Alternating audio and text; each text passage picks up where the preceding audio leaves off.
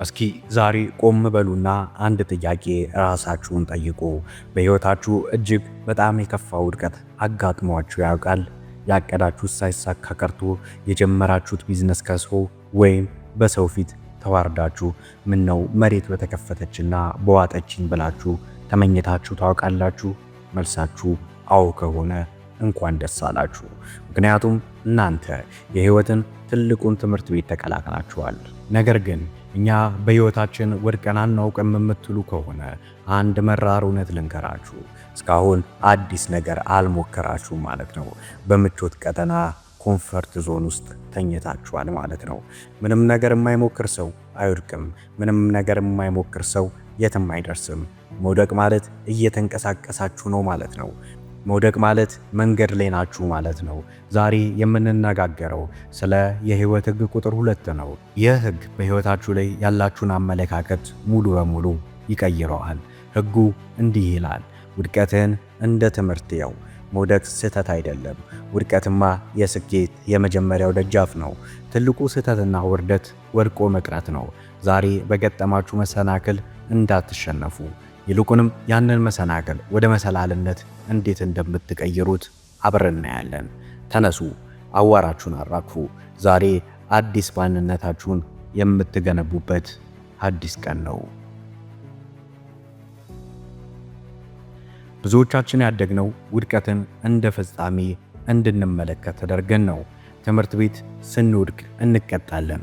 ማህበረሰቡ ደግሞ የወደቀን ሰው እንደ ተሸናፊ ቆጥሯል። ነገር ግን የአስተሳሰብ ለድህነትና ለውድቀት የሚዳርግ መርዛማ አስተሳሰብ ነው። እውነታው ግን ይህ ነው። ወደቅኩ ማለት መረጃ ነው። አንድ ሳይንቲስት ሙከራ ሲያደርግና ሳይሳካለት ሲቀር ወደቅኩ አይልም። ይልቁንም ይህ መንገድ እንደማይሰራ አረጋገጥኩኝ ይላል። ቶማስ ኤዲሰን አምፖል ከመስራቱ በፊት 1000 ጊዜ ወድቋል። ጋዜጠኞች 1000 ጊዜ በመውደቁ ምን ይሰማሃል ብለው ሲጠይቁት የሰጠው መልስ ታሪካዊ ነበረ። እኔ 1000 ጊዜ አልወደቅኩም። አምፖል የማይሰራባቸውን 1000 መንገዶች በተሳካ ሁኔታ አግኝቻለሁ ነበር ያለው። አያችሁ፣ ልዩነቱ ያለው በአመለካከት ላይ ነው። ውድቀት ማለት አቁሙ ማለት ሳይሆን አስተካክላችሁ በሌላ መንገድ ጀምሩ የሚል የአጥናፈ ዓለም ምልክት ነው። ዛሬ የገጠማችሁ ውድቀት የእናንተን ማንነት አይገልጽም። እናንተ ከውድቀታችሁ በላይ ናችሁ።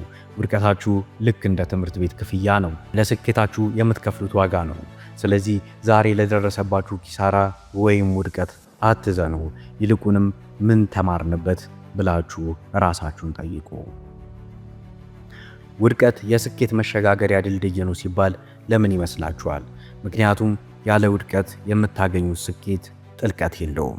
አንድ ሰው ወድቆ ሲነሳ የውስጡ ጡንቻው ይጠነክራል፣ መከራን የመቋቋም አቅሙ ይጨምራል። አንድ መሬት የነካ ሰው ዳግመኛ መውደቅን አይፈራም። ፍርሃት ሲጠፋ ደግሞ ድል ቅርብ ናት። ልክ እንደ ብረት በእሳት ውስጥ ካላለፈ አይጠነክርም። እናንተም በውድቀት እሳት ውስጥ ካላለፋችሁ አትጸኑም። ስኬት ብቻውን ሰውን ጉረኛ ሊያደርግ ይችላል። ሁሉንም አውቃለሁ እንድንል ያደርገናል። ውድቀት ግን መሬት ላይ እንድንቆም፣ ድክመታችንን እንድንመለከትና ዳግመኛ እንድንማር ያደርገናል።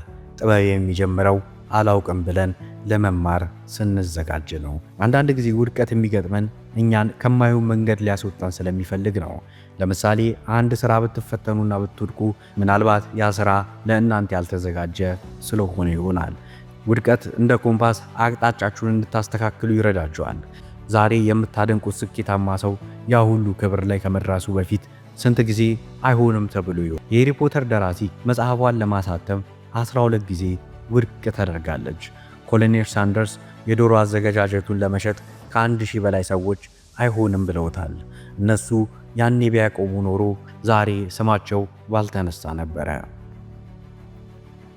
አሁንም ደግሜ ነግራችኋለሁ፣ መሬት ላይ መውደቃችሁ ምንም ስህተት የለበትም። ስህተቱ መሬት ላይ መተኛታችሁ ነው። ትልቁ ውርደት ውድቀት ሳይሆን በገጠማችሁ ችግር ተሸንፋችሁ የኛ ዕድል እንዲህ ነው ብላችሁ እጅ መስጠታችሁ ነው። ብዙ ሰዎች ለምን ተራ ህይወት የሚኖሩ ይመስላችኋል? ስለወደቁ አይደለም፣ መነሳት ስላልቻሉ ነው። ሰው ምን ይለኛል የሚለው ፍርሃት መሬት ላይ አስሮ ያስቀራችኋል።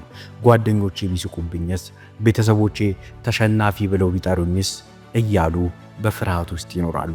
ስሙኝ፣ ሰዎች ስለወደቃችሁ ይስቁባችሁ ይሆናል። ተዋቸው። ሰዎች አይሆንላቸውም አለን እኮ ይሉ ይሆናል። አትስሟቸው።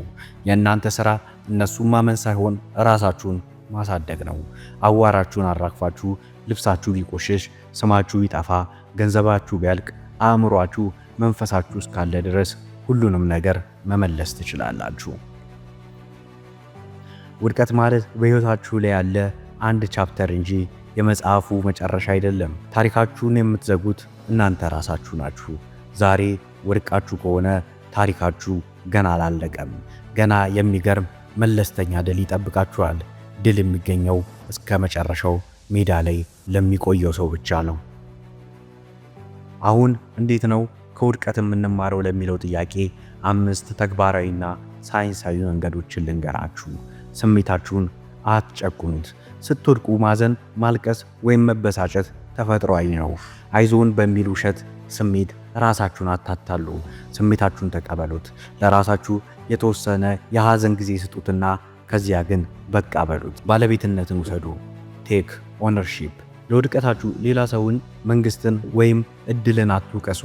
ሌሎችን ስትወቅሱ ስልጣናችሁን ለነሱ አሳልፋችሁ እየሰጣችሁ ነው። እኔ ምን ስህተት ሰራው ብላችሁ ስትጠይቁ ግን ሕይወታችሁን የመቀየር ስልጣን ወደ እጃችሁ ይመለሳል። ልክ እንደ መርማሪ በዝምታ ተቀመጡና ውድቀታችሁን ተንትኑት። እቅዳችሁ ላይ ስህተት ነበር? ለነገሩ የሰጠነው ትኩረት አነስተኛ ነበር? ወይስ ያልጠበቅነው አደጋ መጣ? ጥፋተኛ አትፈልጉ፣ ምክንያቱም አትደርድሩ። ትምህርቱን ብቻ ፈልጉ። ትምህርቱን ውሰዱ፣ ቁስሉን ጣሉት። ብዙ ሰዎች ውድቀታቸውን እንደ ሻንጣ ተሸክመው ይዞራሉ።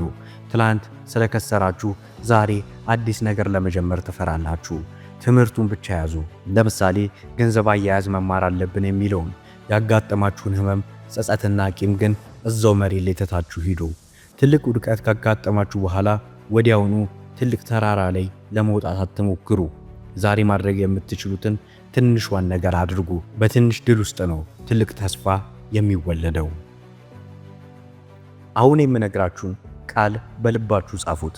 ካለፈው ተምራችሁ የምትነሱ ከሆነ ያጋጠማችሁ ነገር ውድቀት ሳይሆን ኢንቨስትመንት ነው። እናንተ ከትላንቱ ትበልጣላችሁ።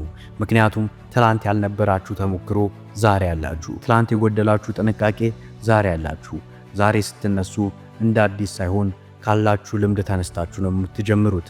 መሰናክሎቹ የሚቆሙት መንገዳችሁን ለመዝጋት ሳይሆን ጥንካሬያችሁን ለመፈተን ነው። ከባዱ ንፋስ ዛፉን ስር እንዲሰድ እንደሚያደርገው ሁሉ ከባዱ ውድቀትም እናንተን ስር የሰደዳችሁና የማይናወጡ ሰዎች ያደርጋችኋል። ዛሬውኑ ውሳኔ ወስኑ። በዛ ባጋጠማችሁ መሰናክል አትሸነፉ። አዋራችሁን አራግፉ። ካለፈው ተምራችሁ ጉዞአችሁን በበለጠ ጥንካሬ ቀጥሉ። ዓለም ስትወድቁ ብታያችሁ፣ ስትነሱ ግን ልታያችሁ ይገባል። የእናንተ መነሳት ለብዙዎች ተስፋ ይሆናል። የእናንተ መነሳት ለብዙዎች ብርሃን ይሆናል። ስለዚህ ለራሳችሁ ብቻ ሳይሆን የእናንተን ስኬት ለሚጠባበቁት ሁሉ ስትሉ ተነሱ። የዛሬው መልእክቴ አንድ ነው። መውደቅ የስኬት አካል ነው። መውደቅ ማለት እየሞከራችሁ ነው ማለት ነው። መውደቅ ማለት እያደጋችሁ ነው ማለት ነው። ወደ ኋላ ተመልክታችሁ በስህተቶቻችሁ አትቆጩ። እነዚያ ስህተቶች ዛሬ ለደረሳችሁበት ማንነት መሰላል መሆናቸውን እወቁ። ዛሬ መሬት ላይ ከሆናችሁ ማስታወስ ያለባችሁ አንድ ነገር ብቻ ነው። እናንተ ገና ናችሁ። ገና ብዙ የምታዩት ነገር አለ። ገና ብዙ ድሎች ይጠብቋችኋል። አስታውሱ፣ እናንተ ጠንካራ ከሆናችሁ ዓለም የእናንተ ናት። ይህ ቪዲዮ ተስፋ ለቆረጠ ጓደኛችሁ እንዲደርስ ሼር አድርጉት። እናንተስ ከውድቀታችሁ የተማራችሁት ትልቁ ትምህርት ምንድን ነው? ኮሜንት ላይ ጻፉልኝ። በቅርቡ በምናወጣው የህይወት ህግ ቁጥር 3 ላይ እስከምንገናኝ ድረስ በራሳችሁ ተመኩ፣ ከውድቀታችሁ ተማሩ፣ ጉዟችሁን ቀጥሉ።